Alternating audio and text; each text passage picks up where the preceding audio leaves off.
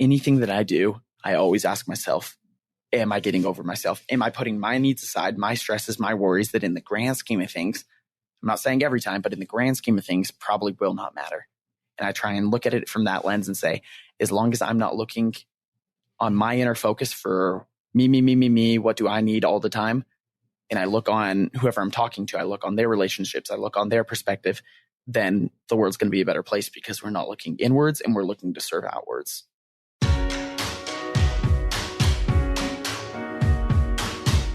Hello, and welcome to the Encourager Podcast, where we have encouraging conversations to help you joyfully harmonize your home and work life. I'm your host, Rebecca Scott. I'm a wife, mother, designer, coach, and author. I'm here to help encourage and empower you to confidently make decisions that work for you and your stage of life, whatever that might be. Are you ready to take your life to the next, more organized level? Are you tired of feeling overwhelmed and overstressed over all the roles you have? The Encourager Academy can help you take back the joy in these roles and help you harmonize both home and work life. The Encourager Academy online courses and coaching programs are designed to help you overcome your biggest obstacles in getting it all done by helping you navigate 5 systems: me, food, family, work, and home. Whether you're looking to improve your food system, grow your career, or strengthen your relationships with your family, we have the tools and resources you need to succeed within our academy. I will guide you through each system with guided worksheets, lifetime access to rewatch the videos, and the encouragement you need to fulfill your roles. And with our flexible online platform, you can learn at your own pace on your own schedule.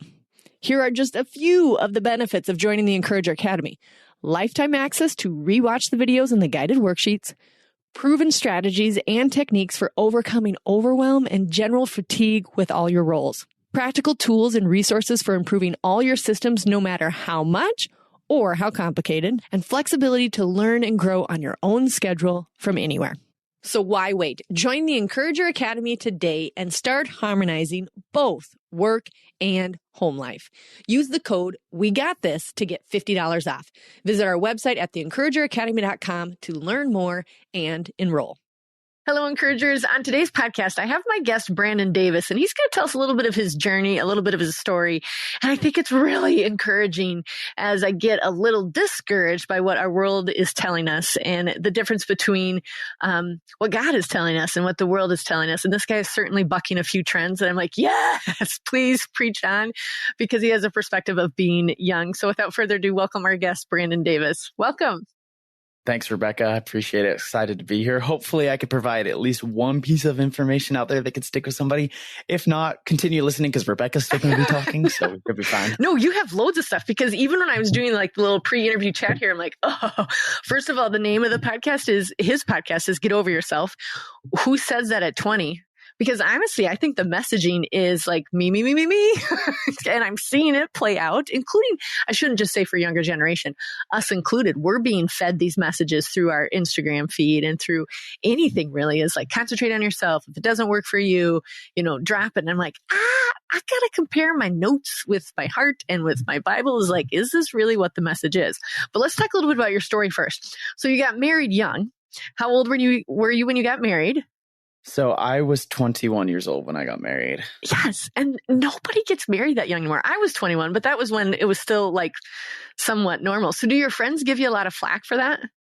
Yeah, it's kind of funny. So I'm a senior in college, so I'm still doing the whole college thing. And I have all of my buddies who are, I would hang out with them all the time. I had roommates and like we had a blast and we'd go do every kind of thing that a young college age male would do. But then when I got married, like, it's funny. They still are living that life, which is totally fine. I mean, everyone's in their own place and whatnot. And that's kind of what college is for, to figure all this out. But then when I got married, I was like, okay, it's time to harness it back a little bit. And now my favorite thing ever is just hanging out with my wife at night. That may sound so cliche, but it really is. I get to go home every night to my biggest supporter. And after a long day's work, I could go hang out with her and it's a blast. Yeah, it's so comforting. Yes. Okay, so tell me a little bit too about, you did missions very young too. Tell us about why you went to Brazil. Yeah, so I graduated high school back in 2019. And as soon as I graduated, I kind of was looking for a better purpose in my life. And so kind of another cliche out there, but a lot of times when you're trying to figure out what you need to do with your life, where you want to go, what directions you want to take, what things are going to bring you joy, the best way to discover all of that is actually going in and serving somebody else. And that's my biggest piece of advice I ever want to share with anyone listening today. If you don't get anything else out of this, if you are trying to figure something out in your own life, trying to figure out who you want to be, where you want to go, what you want to do, the best way to figure it out is go and serve somebody else, because you're going to learn. That feels so, I don't know what the word is. Maybe it's anti-cultural, but I think actually when people think like, what do I want to do? They dive more into them. What are my strengths? What are my weaknesses? Where do I get joy? Which are all valid questions, but you did the opposite and said, actually, if you want to discover more of who you are, go serve someone else. Yeah. That's pretty profound. And, I mean, it's a basic framework though. Same principle I take with any business mentor I have now. One of the most amazing things I have in college is hearing from other entrepreneurs who have kind of made a name for themselves, and I can recognize what they did good in their journey and what they did bad. So the same goes for service. So when I first moved down to Brazil, I recognized a lot of the things I wanted to bring back to the US for me and my future family. A ton of stuff. Like the Brazilian culture in and of itself is so loving. You hear some crazy stuff here in the United States about Brazil, and like, granted, a lot of the things are true. It is a crazy place. There's a lot of crime. There's a lot of insanity going on, but I mean, that's everywhere in the world these days. But overall, the Brazilian culture is very welcoming. They're very accepting. They're very loving. You could have people who are living in a horrible situation when you put it in the terms of a worldly view. You know, you could have 3 different families living under the same household. You got your grandparents, you got a couple aunts and uncles, cousins, and your parents and your siblings living in a 2-3 bedroom home. So everyone's just crammed, yet they're still so dang happy. And so I realized even after a month of living there, these people truly know what love is. They're not focused on all the chase the money, chase everything in life that brings you the fast cars or the fancy woman or anything like that. They're very down to earth, and they appreciate what real happiness is. And that comes from family. So boom, that's a principle I took out of there that I will apply for the rest of my life, figuring out, okay, relationships over everything, family over everything, and take that for what it's worth. But then, of course, there are some things that I recognize down there that I didn't necessarily like. They have a very unclean standard of living, and nobody really cares about that down there. There's certain advocates for it, but one of the cities I lived in, it was dirty and nobody really cared. And so the sense of like keeping your community clean, they didn't really have that. So on the flip side, I learned that lesson of, okay, while I was doing service down in Brazil, where my entire life was dedicated to teaching them about Jesus Christ and trying to help them grow as a person, I also saw things that I did not want to take back to the United States. So it was kind of a best of both worlds scenario where I could experience another culture and people and try and understand where they come from and take those principles, the good ones, and then leave behind some of the bad. And I mean, that's all of life. Every time you listen to a podcast, heck, you're going to take what I say today, what Rebecca says today. You're going to take the things that will apply to you in a good manner, and you're going to use them. And then you're going to leave behind the stuff, not necessarily that's bad, but the stuff that you can't really take for your life right now. You're going to push that aside, forget about it, and focus on just the good right then. Mm-hmm. I want to dig into that a little bit, because sometimes I go back and forth on like, similar to what you just said right there. It's like, take away the things that you can apply. I say immediately. Like, what are the action steps that you can apply immediately with what Brandon is telling us? And what are the things that need to be put aside? But do you not think that sometimes the things that need to be put aside is our humanness of like, I don't want to deal with that one? When maybe we should actually challenge ourselves to think through all of the things, like, which would not be possible all the time. But sometimes my immediate reaction is like, okay, what can I take away immediately? What are the things that make me feel uncomfortable? And then what are the things that don't apply? Because the ones that don't apply, maybe that's what you can like put in the background. But the things that make you uncomfortable, I think, are still worth digging through. Is that what you would say too? Oh, absolutely. And that's half the message I preach. Part of the reason why I have the Get Over Yourself podcast is to help people get out of their comfort zones. I feel like that's such a common age with people my age these days, is they're afraid to take that leap. And I guess that comes with any age group, but especially looking at my audience, they're afraid to take a leap, whether that's in a relationship, in some kind of physical goal, something in their life that they've always just been afraid to do. So a story I share about 6 months ago, 7, 8 months ago, somewhere in there, my cousin Tyler was getting married. One of my best friends growing up, and we've had a great relationship our entire life. And so I went down to Lake Powell in Arizona for his bachelor party. We all go down there, a bunch of his buddies, me, and for whatever reason, people think that jumping off a cliff is fun into water. I'm not one of those people. I do not like the feeling of jumping into water from high heights. Like, I like roller coasters and I like those crazy feelings, but for some reason, when I feel just that dropping sensation, I cannot stand it. And so while I'm out on this trip, everyone's jumping off cliffs and they're having a good time and whatnot. And I got to the top of one of these rocks, and my uncle, he was actually driving the boat that all of us were in, and he gives us all a countdown, and there's probably like 8 of us lined up on this big cliff, maybe a 40-foot drop or something. And he goes, 3, 2, 1. Everyone jumps except me. I'm standing there. I'm doing the whole back and forth, trying to make that leap, but I could not do it for whatever reason. I was so terrified. And I'm looking at all the guys who just jumped. Clearly they were fine. Nothing hurt them. They jumped straight into water. Everything was golden. And I'm like, holy cow, why is my mind not letting me do this right now? And so for those listening, I'm not sitting there condoning saying, okay, go jump off a cliff if you want to figure out what's blocking you. But I realized everyone in front of me just did it. They were completely fine. No harm was going to come to me. And the only thing that was stepping inside of my path that was getting in my way was my own mind. And so without even thinking about it a second longer, even though I was late behind the party, I just jumped and I was fine. I was completely fine. And so I share that story, as dumb as it sounds, to show that sometimes you have to get out of your comfort zone. I still didn't like it. Like, after I jumped, I was like, okay, I did it. I'm not going to be a big fan of this. It's not like I'm going to become an advocate for everyone jumping off cliffs into water and go cliff jumping. But at the same time, what I wanted to share was I was able to accomplish it. I recognized that I could do it. And now I don't have that self limitation anymore.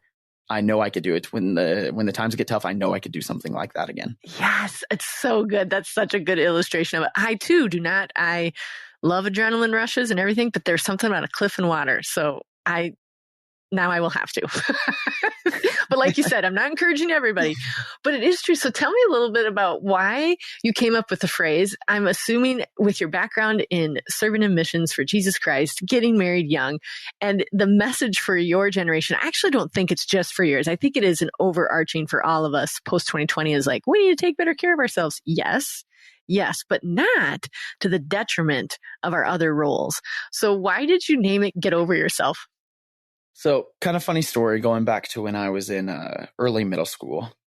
When you're in early middle school, what are the things that you have to stress about? I'd love to hear some of your responses. Like, if you picture your kids, what are their biggest stresses when they're in middle school? If they have the right name brand Uggs, which I'm a little embarrassed even saying that out loud, but that's true for some of mine. Friendships are a big deal, and how they are performing athletically, and what kids will think about them.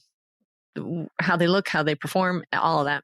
Yeah, you pretty much hit every single one that I share on my list. I have never gotten the Uggs example, so I like that one. I have to steal that. It's a thing. Yeah.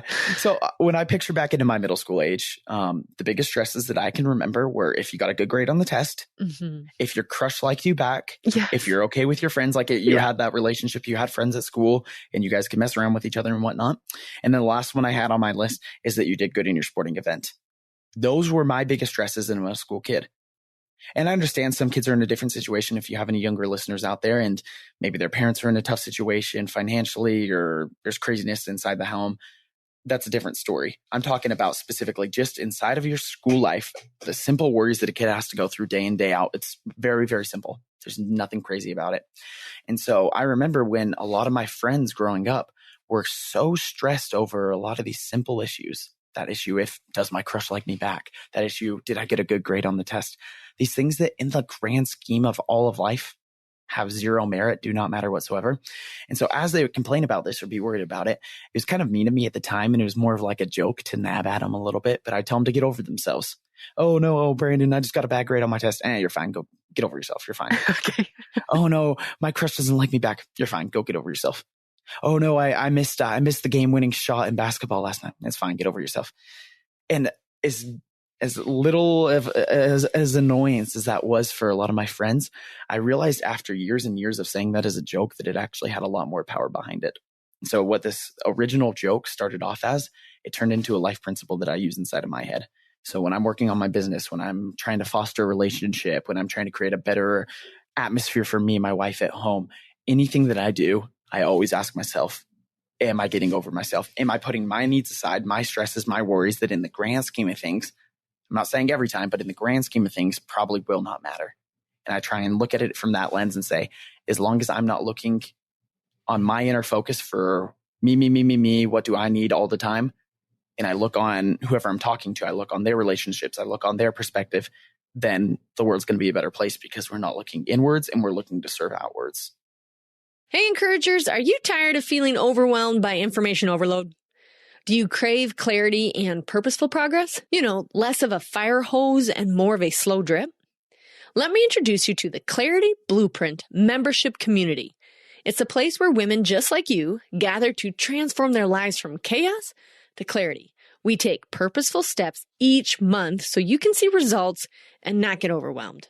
Imagine this, twice a month, you'll join a supportive group of like-minded women on a journey to make progress in smaller, more edible bites than another huge commitment of time or energy.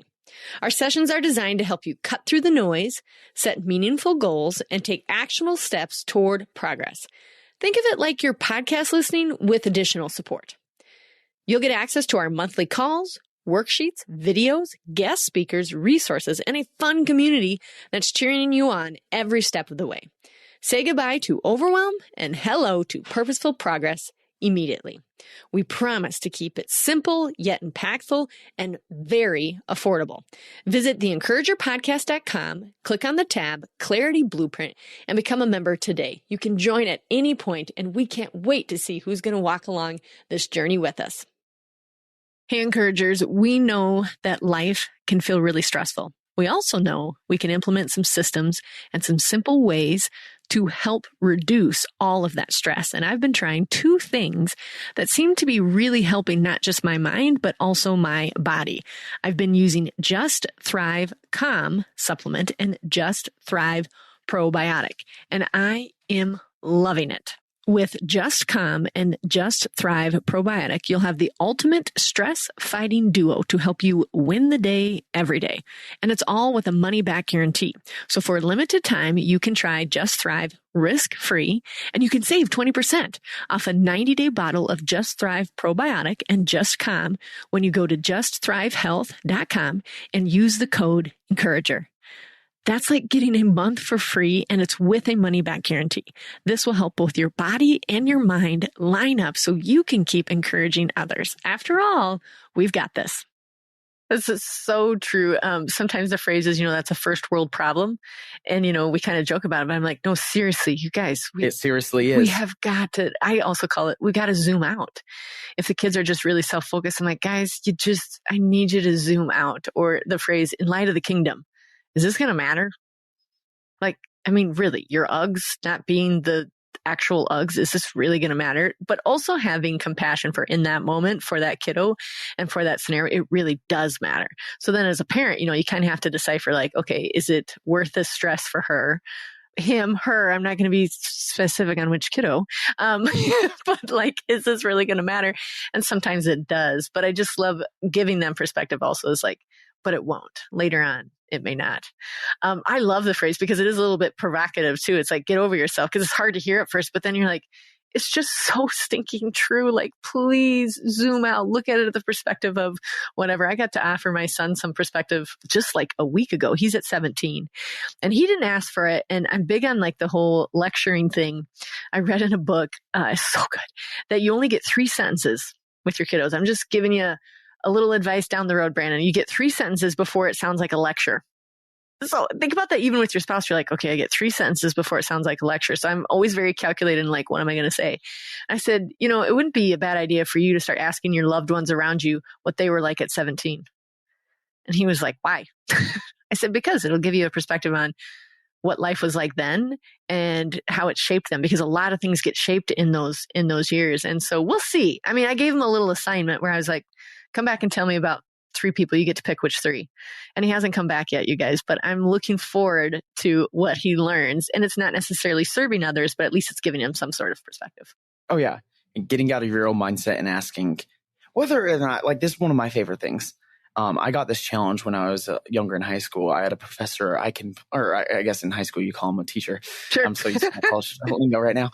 But I had a teacher in high school that completely opposite side of the spectrum politically from me, completely the opposite. And he was one of my favorite teachers. And so one day he gave me the challenge. He said, stop watching your news source and go listen to like the 5 opposing views. I don't care if you keep watching that one, but go and listen to other ones. And so when I did that, I was like, okay, yes, I don't necessarily agree with their viewpoint, but I'm starting to understand where they're coming from a little bit more. And I feel like if people could do that in today's society, they could look at the person they're fighting with over on Instagram or TikTok. They could look at their uncle that they've disagreed with at family Thanksgivings for the past decade. If they could do that and look from their perspective, look up how they grew up and maybe why they have a different perspective, you still might not agree with them, and that's perfectly okay. We don't all have to agree, and that's what makes us as a society grow, is our differences. But if you can at least understand where they're coming from, you're going to have a greater respect for them. You're going to stop getting in these stupid fights that ultimately go nowhere. And you're going to be able to kind of grow love for these people that you may not have been able to in the past. Mm-hmm. Something profound I heard from Bob Gaff was that nowhere in the Bible does Jesus say, I agree? Oh. I was like, whoa, wait, what? Wow, he never says in there, I agree, but we all know that he actually was political and he did have a lot to say about things, and he stood up for people, especially the ones that didn't have anything. I just think that's pretty profound. Yeah, you need the different perspectives from different lives. Okay, awesome. I love the title of your podcast, Get Over Yourself. And especially as young as you are, I'm like, you should really be pumping that everywhere possible. Because I mean, it applies to us too, but it just allows us a little bit of freedom to be like, gently, very gently to your friends and your family, be like, I don't know, I think we need to zoom out a little bit, get a little perspective on this.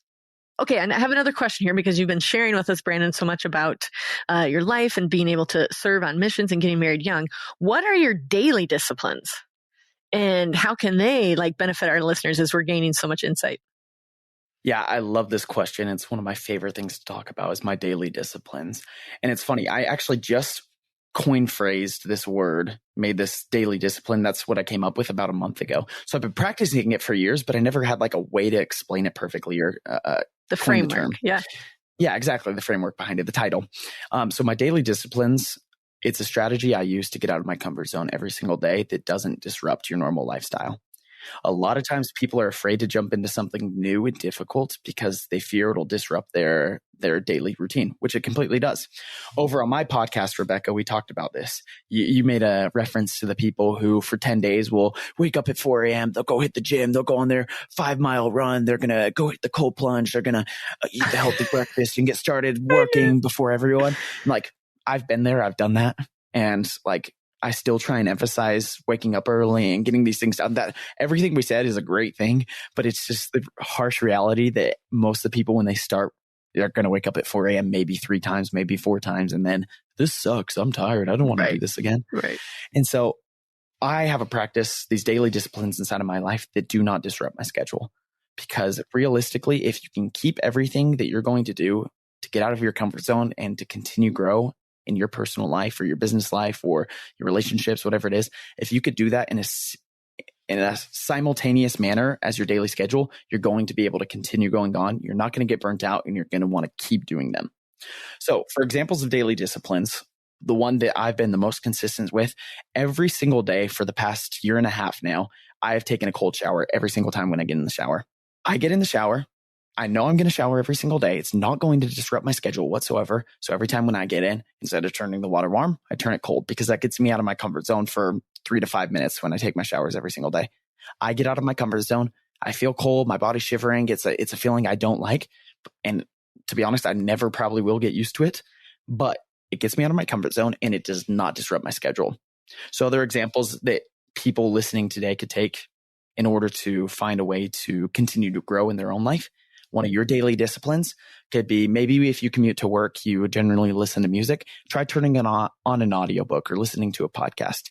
That could be your daily discipline, learning a little bit more rather than actually sitting back and just consuming music. Maybe that's your daily discipline.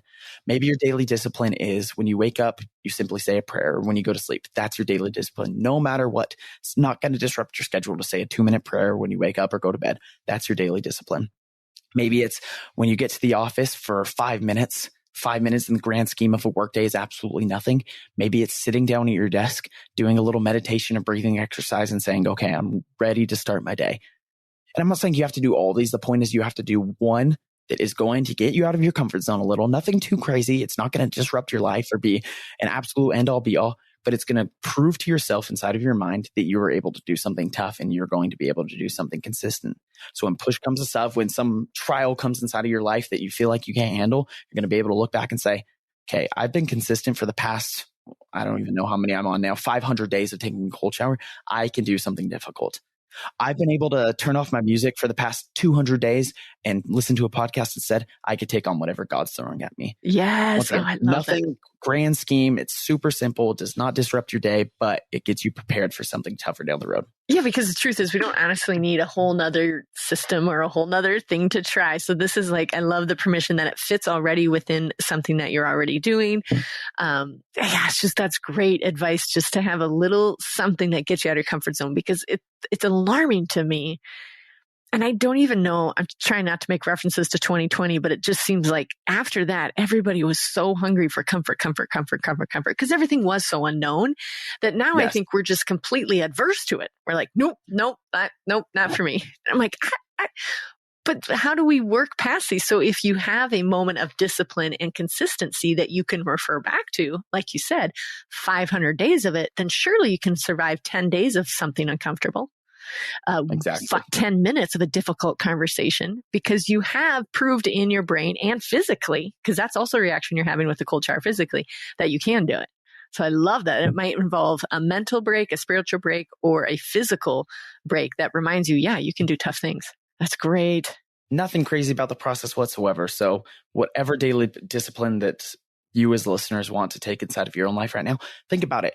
It should not disrupt your schedule. I cannot say that enough. It should be so simple, something you're already doing, and you just change it a little bit to prove to your mind that you're able to do it. Yeah. And you're that much more likely. That's kind of goes back to my 1% thing, like I talked about on your podcast, is like, just try being uncomfortable at 1%. So what would that be? That's the 2 to 3 minute cold shower. That's the 2 to 3 minutes of meditation. That's the 2 to 3 minutes of holding the plank pose.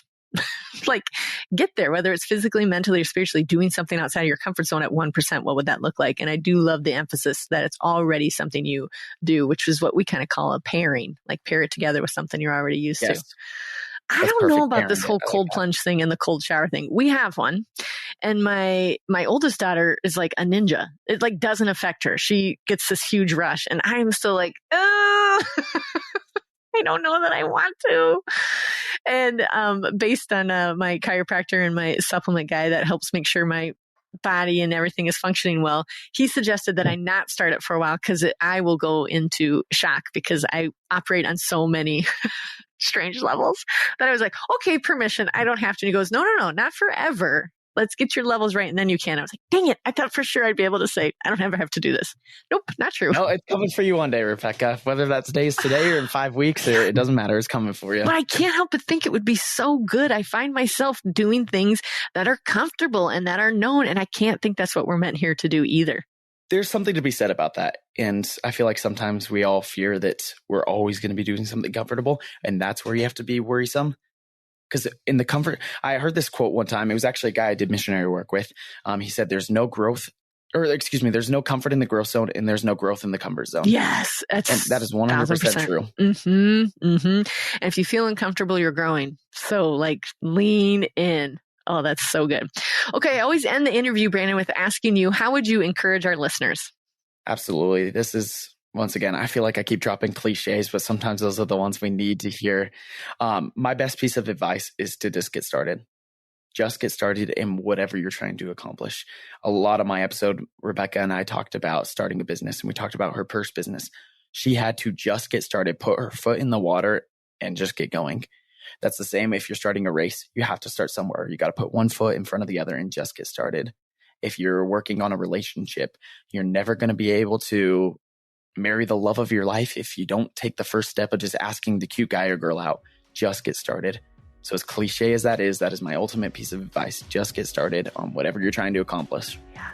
And I think too, in the ways that we have now and the resources we have, that there is zero excuses, you guys, for not getting started. So go get started. Okay. Thank you so much for listening, encouragers. Until next time, we got this because he's got us. Thanks so much for tuning in. If the Encourager podcast has helped or encouraged you in any way, please subscribe to the show and leave a 5-star review. And then help us spread the message of encouragement and hope by sharing the podcast with others. Until next time, encouragers, we got this.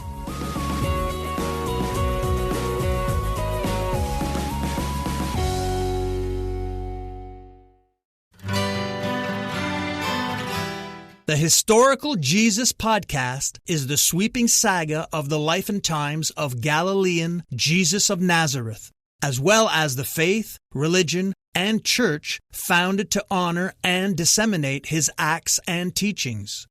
Join me, Mark Vinette, on this fascinating journey through time, exploring the many great works of Christian theology, literature, architecture, music, and art inspired by the words and deeds of Jesus Christ.